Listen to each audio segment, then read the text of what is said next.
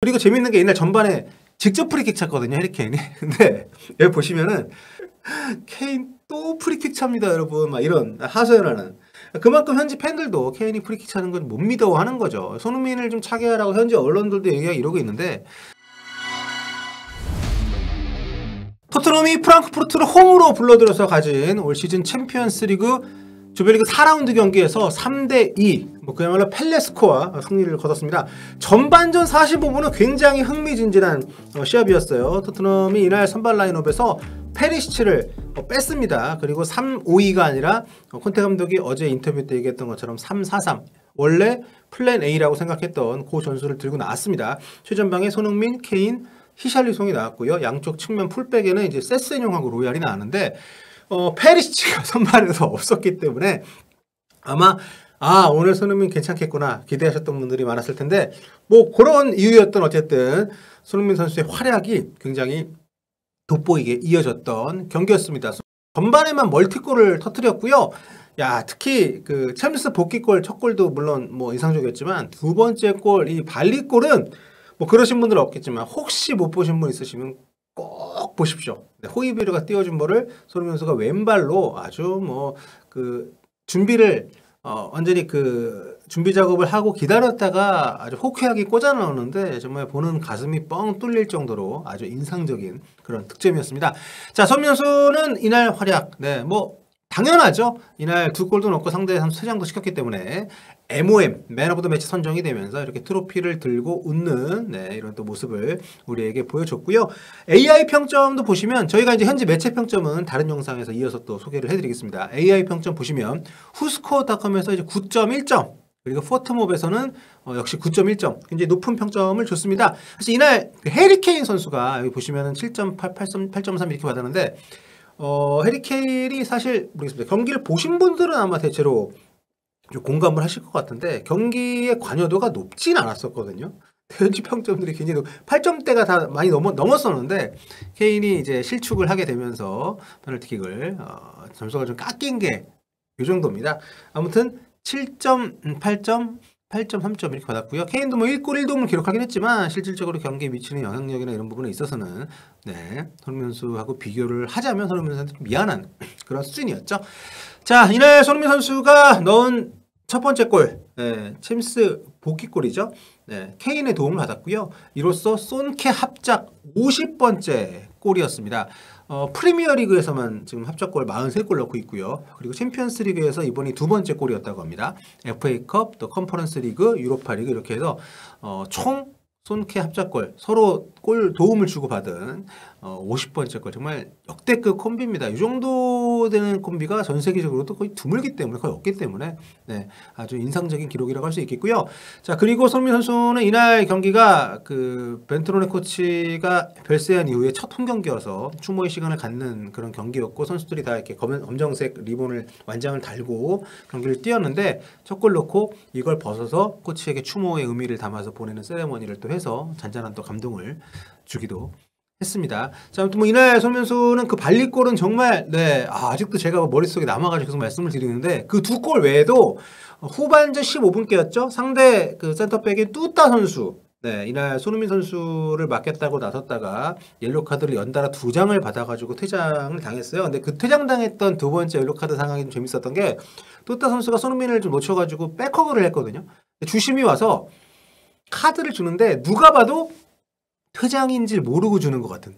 그러니까 오늘 주심이 굉장히 약간 얼빠진 상황들이 좀 있었는데 이날 그 주는 상황에서 누가 봐도 첫 번째 옐로 카드 주는 사람처럼 주고 그래서 토트넘 선수들이 가가지고 얘 퇴장이다 얘기하니까 그때까지도 모르고 있다가 이렇게 좀 메모하다가 본인이 발견한 것 같더라고요. 아무튼 이제 이른 시간에 퇴장이 됐기 때문에 이날 손흥민 선수 컨디션이 정말 좋지 않았습니까? 야, 오늘 무조건 헤드트릭 각이다 했는데 알 수 없는 토트넘이에요. 그 뒤로 또 밀리기 시작을 합니다. 상대가 10명이 되는데 모두가 마음을 놨는지 그때부터 좀 밀리면서 굉장히 힘든 경기를 했습니다. 아무튼 손흥민 선수는 이날 2골 또 한 명 퇴장류도 그리고 이제 86분에 교체 아웃이 되는데 그때까지 기록들이 상당히 좋았습니다. 이날 슈팅 6개, 그게 모두 유효 슈팅이었어요. 굉장히 좀 우수한 기록이었고, 근데 이날 기록 중에 이제 전반전 기록이 중요하죠. 전반전에 2골을 넣고 경기를 거의 뭐 손흥민 선수의 페이스로 가져왔기 때문에 전반전에 사실 먼저 골을 내줬어요. 프랑크푸르트의 일본인 공격수인 가마다 선수한테 실점을 했단 말이죠. 그러면서 아주 어렵게 출발을 했는데 손흥민 선수가 5분 만에 동점을 만들어준 게 이제 결정적이었고, 그 이후에 이제 35분에 또 아주 환상적인 발리골을 넣고요. 전반전 기록만 이렇게 또 모아서 소개를 해드리면 패스 성공률 88%, 전반에만 상대 박스 내에서 볼 터치 7번, 네, 그리고 슈팅 4개인데 이게 다 유효 슈팅, 그 중에 2개가 골, 그리고 수비적인 부분에서도 뭐 탈취 3번 성공, 경합 상황에서도 2번 모두 승리를 했고요. 참 대단한 그런 기여도였고, 그리고 이날 2골을 뽑았다고 말씀드렸습니다만 그 전반전에 손흥민 선수의 기대 득점에 슈팅을 4번 했는데 다 좀 쉽지 않은 위치였기 때문에 그 4번의 슈팅의 기대 득점 XG 값을 다 합쳐도 한 골이 안 됩니다. 0.94예요. 그런데 2골을 집어넣었으니까 역시 어마무시한 결정력 돌아왔다, 이렇게 보실 수가 있을 것 같습니다. 후반에도 이제 슈팅 2개를 모두 유슈팅으로 연결했는데 활약이 상당히 좋았는데, 전반전에 우리가 또 골이 빨리 나왔기 때문이기도 합니다만 이날 워낙 움직임이 좋았어요. 케인이 몇 차례 발견을 해주긴 했지만 동료들도 놓칠 정도의 상당히 좋은 타이밍에 무서운 속도로 상대 진영을 침투하는 모습들이 좀 있었기 때문에 사실 패스만 한두 번 더 들어왔다면 충분히 네, 헤드트릭을 달성할 수 있는 전반전의 경기력이었다는 거. 근데 지금 손흥민 선수한테 좀 미안하지만, 왜냐하면 우리가 너무 욕심을 내는 것 같아서 오늘의 경기력이었으면 헤드트릭을 충분히 기대할 수 있었기 때문에 약간의 아쉬움은 남는다는 거 살짝 말씀을 드립니다. 자, 그리고 이날 근데 그 손흥민 선수의 활약이 더욱 돋보였던 이유는 토트넘 선수들이 너무 못했습니다. 네. 보시면은 AI 평점도 보면 차이가 많이 나요. 손흥민 그리고 골 넣은 케인 외에 나머지 선수들의 평점이 굉장히 낮습니다. 그리고 요 그래프가 제가 아까 말씀드렸던 위로 올라가면 토트넘, 아래로 내려가면 프랑크푸르트, 이렇게 그 해당 시간대에 어떤 팀이 더 주도골을 잡고 쓰냐, 뭐 요건데, 여기 보시면은 퇴장에 이쯤 나왔거든요. 근데 그 뒤로 오히려 프랑크푸르트가 10명이서 토트넘을 압도하는 시간이 굉장히 길었다는 거예요. 굉장히 좀 희한한 팀이에요, 이 팀이. 그러니까 그만큼 이날 토트넘 선수들이 대체로 좀 많이 이제 부진했다는 걸 우리가 좀 알 수 있고, 그런 부분들이 사실 콘테 감독의 축구가 나름대로 좋은 성과를 내왔던 건 사실이죠. 뭐 순위도 계속 좀 꾸준히 지난 시즌도 그렇고 이번 시즌도 높게 유지가 되고 있고, 그럼에도 불구하고 걱정들을 하는 그런 이유인데, 이날은 참 세세하게 좀 실수들이 좀 많이 있었습니다. 제가 입중계할 때도 뭐 로얄은 말할 것도 없죠. 오늘 로얄은 진짜 너무 못하더라. 정말 디테일하게 못합니다. 볼 터치도 안 좋고 패스도 안 좋고, 움직임은 좋아요. 좋은 위치에서 패스를 연결받을 상황들이 많이 있는데 대부분의 상황이 로얄에서 끝이 납니다. 로얄에게 간 공은 돌아오질 않아요. 그리고 이날 그 상대 만회골 실점, 따라오는 골 실점을 할 때도 로얄이 말도 안 되는 위치에서 말도 안 되는 실수를 해가지고 코너킥으로 연결이 되면서 거기서 실점을 좀 했기 때문에 참 깝깝합니다. 그렇죠?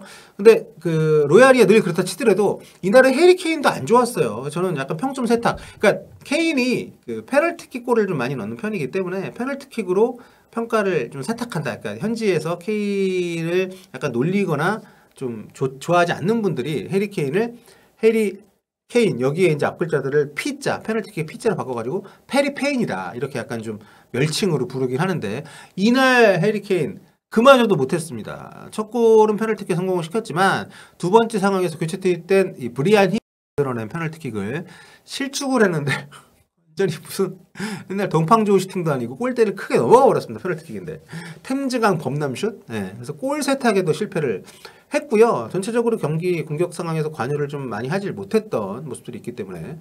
그리고 재밌는 게 이날 전반에 직접 프리킥 찼거든요, 해리 케인이. 근데 여기 보시면은 케인 또 프리킥 찹니다, 여러분. 막 이런 하소연하는. 그만큼 현지 팬들도 케인이 프리킥 차는 건 못 믿어하는 거죠. 손흥민을 좀 차게 하라고 현지 언론들도 얘기하고 이러고 있는데, 물론 케인은 본인이 좀 책임감, 본인이 좀 할 수 있다는 자신감, 이런 걸 가지고 차겠지만 프리킥 못 넣은 지가 벌써 몇 년입니까? 이젠 좀 손흥민 선수한테 양보 좀 하십시오. 페널티킥 넣든 못 넣든 네가 계속 차고 직접 프리킥은 손흥민 주자. 네. 근데 이날 후반에 또 다이어도 올라와서 꼬였고요. 찼죠. 이날 그 선제 실점을 할 때 다이어가 똥을 싸가지고 실점을 했기 때문에 그 똥 치우려고 직접 프렉 차로 올라는데 네, 좋지 않았습니다. 자, 이날 페리시치가 빠진 것. 오늘 페리시치가 선발 제외된 경기를 뛰지 않았는데 그건 좋았죠. 지난 경기 때 제가 로얄이 안 뛴 게 토트넘에 굉장히 도움이 됐다고 말씀드렸습니다. 이날은 확실히 페리시치보다는 세센용이 손흥민 선수하고 좀 맞는다는 거. 보면 세센용은 손흥민보다 높은 위치에 올라가는 경우가 잘 없고 손흥민이 접근을 해주면 혹은 본인이 손흥민이 접근을 하면서 주고받는 상호 교류의 순간들이 좀 많이 있습니다. 페리시치에 비해서 좀 좋았었고요. 아무튼 콘테 감독이 경기를 리드할 때 운영에는 분명히 좀 아쉬움이 있습니다. 좀 일찍 상대가 10명이 됐는데도 이 수적 우위를 제대로 활용을 하지 못하고 오히려 난 그래서 제가 교체될 때 저는 3-5-2로 안 갈 거라고 봤는데 아니 거기서 미드필더를 왜 늘립니까? 공격을 더해도 시원찮을 판에. 아무튼 뭐 이후에 프랑크푸르트에게 더 밀리는 경기를 했고 결국에는 막판에 쏜나골까지 시전을 하게 되면서 좀 아쉬운 마무리가 됐습니다. 자, 챔피언스리그 현재 순위표 보시죠. 손흥민의 맹활약에 힘입어서 단독 선두로 도약한 토트넘입니다. 물론 지금 D조 상황 자체가 엎치락 뒤치락 승점 차가 거의 안 나기 때문에 지금 또 2연패하던 마르세유가 오늘 경기 또 스포르티 잡았습니다. 2연승하면서 2위로 지금 도약을 했어요. 남은 두 경기에서 얼마든지 순위가 뒤바뀔 수 있는 상황이라 남은 두 경기 토트넘 입장에서 상당히 조심스럽게 접근을 좀 해야 될 것 같습니다. 자, 오늘 손흥민 선수 좀 역대급 활약 펼치면서 멀티골이 아쉬울 정도의 컨디션이었다는 거 이번 주말 에버튼전까지 활약상이 이어지면 좋겠고요. 그리고 컨테 감독님 잘 좀 합시다. 손흥민 전성기인데 자꾸 좀 낭비하지 마시고 아껴주세요. 후토크 여기까지 하고요. 현재 반응으로 돌아오겠습니다. 볼파